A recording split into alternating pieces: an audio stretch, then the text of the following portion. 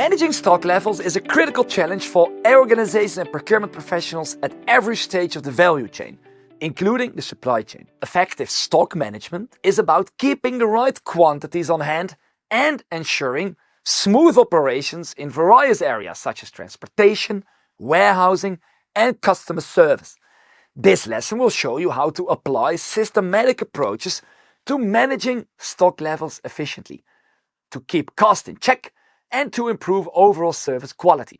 Did you know that poor stock management can lead to costly issues such as stock outs or overstocking, which can disrupt your operation and customer satisfaction? In this lesson, you will learn the importance of controlling stock levels within the supply chain, key principles for effective stock management, and how stock changes affect cost and logistics function, such as transportation and warehousing. By the end of this lesson, you will have a clear understanding of the critical aspects of stock management and how they impact your broader supply chain. The efficiency of other functions, such as production, finance, and marketing, depends on the company's ability to maintain stocks at an optimal level.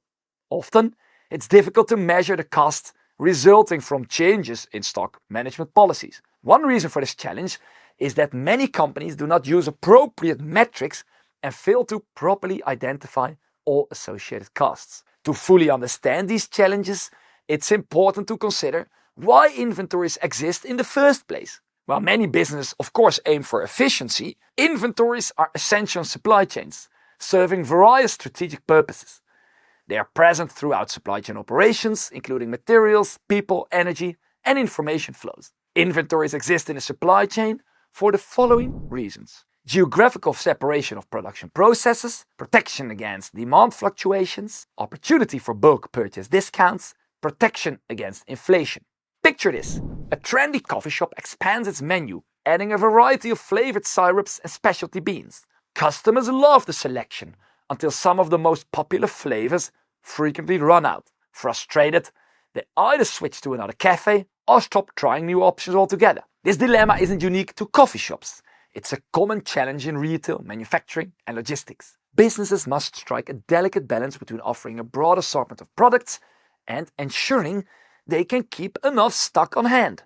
Imagine this: you walk into your favorite store, ready to grab everything on your shopping list, but as you scan the shelves, you realize a key item is missing. Frustrated, you decide to take your business elsewhere, maybe even to a competitor. Inadequate stocks decrease cross-selling revenues while increasing costs. Research also suggests that consumers prefer to complete their entire purchase in one place.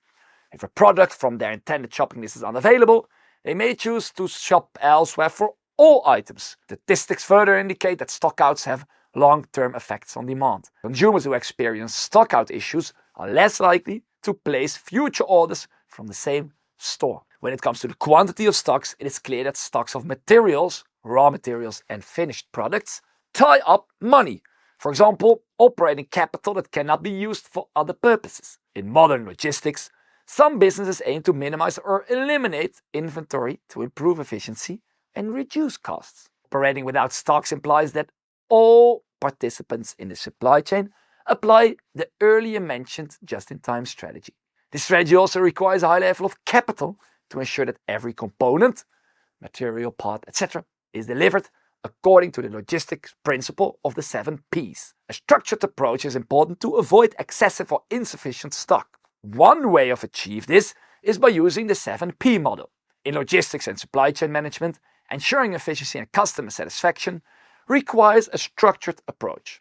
The 7P concept serves as a strategic framework that helps logistic professionals analyze and optimize key operational elements, ensuring that the right product reaches the right customer at the right time, cost, and condition. As supply chains become more complex, you must adopt systematic methods to manage your logistic operations effectively. The 7P framework, originated from marketing, provides a structured way to evaluate and improve logistics strategy, making it an essential tool for modern procurement and supply chain professionals. Understanding and applying the 7P concept will enable you to optimize logistics process for efficiency and cost effectiveness, improve decision-making in areas such as transportation, warehousing, and inventory management, and enhance customer service. The 7P concept is widely applicable in logistics operations, including procurement planning, selecting the right suppliers and managing purchasing decisions, stock management, ensuring the right stock levels to meet demand, transportation and distribution, optimizing routes and delivery schedules, and customer service, aligning logistics strategies with customer expectation. The 7P in logistics is an adaptation of the marketing mix concept for logistics and supply chain management. They ensure the efficient movement of goods and services from suppliers to consumers. The first element, product, refers to the goods being transported, stored and distributed. Price in the supply chain involves the cost of services such as transportation, warehousing and stock management. Procurement managers must balance cost efficiency with service and quality, taking into account freight costs, fuel prices and storage fees. The third element, place, refers to distribution networks, warehouse locations and the positioning of suppliers and customers. Effective placement of distribution centers and transportation hubs minimizes lead times and cost while ensuring timely delivery. Promotion in the supply chain is about communicating the value of logistics service to customers and business partners. This includes branding, customer service and digital marketing efforts for logistic companies, as well as customer relationship management to build trust and reliability. The role of people is crucial, as skilled personnel are needed to ensure smooth operations. Another critical component is the process, which includes procurement, order fulfillment, rotation management, and reverse logistics. Well-defined logistic processes enhance efficiency and accuracy in automation, artificial intelligence, and enterprise resource planning (ERP) systems. Finally, physical evidence refers to tangible proof of logistics performance, including on-time deliveries, condition of goods, and tracking system. It also includes warehouse facilities, transport vehicles, and packaging quality. Customer feedback and service reliability serves as indicators of an effective logistics system. By applying the 7 Ps in logistics and supply chain, you can optimize your supply chain operation, reduce cost, and enhance service quality. Now we are providing you with a practical template to help you apply the 7 Ps of logistics and supply chain management to your company's operations. This template will guide you through key reflection questions for each of the 7 Ps, allowing you to assess how your logistics process aligns with best practices. For each P, you'll find suggested actions that can be taken to improve efficiency and service quality, as well as real-world examples from companies that have successfully implemented these strategies. By answering these questions and considering the actions provided, you can identify areas for improvement and develop a more customer-centric and cost-effective approach to your logistics management.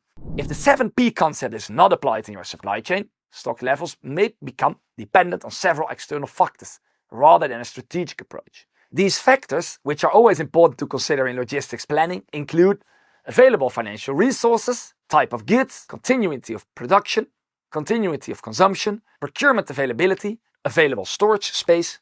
Understanding these factors is crucial for procurement because we directly influence inventory decisions, supplier selection, and demand forecasting. As a procurement professional, you must not only react to these external factors, but also actively manage and mitigate them to prevent stock imbalances and inefficiencies. To avoid being overly dependent on these variables, let us share some tips with you on several actions you can take. Financial resources. How you can align procurement budgets with long-term goals and work closely with finance to address fluctuations. Type of goods. How you can plan differently for high demand versus low turnover items to avoid overstocking. Continuity of production. How you can build strong relationships with suppliers to ensure reliable production and diversify sources to manage risks. Continuity of consumption. Coordinate with sales teams to align procurement with demand forecasts. Procurement's availability. Use data-driven strategies for better forecasting and consider vendor-managed inventory, VMI, or just-in-time JIT systems. And storage space. Plan storage needs efficiently to reduce stockpiles, avoiding overstock or stockouts. By proactively addressing these factors, you can optimize stock levels, reduce risks, and improve your supply chain efficiency. Today you've learned about the critical role of stock management in your supply chain and how controlling stock levels is essential for managing costs and ensuring efficiency. We explored the importance of applying a systematic approach to stock management, considering how changes in stock can affect various logistics functions, such as transportation, warehousing, and customer service. In the next lesson, we will discuss how to collaborate with suppliers. See you then!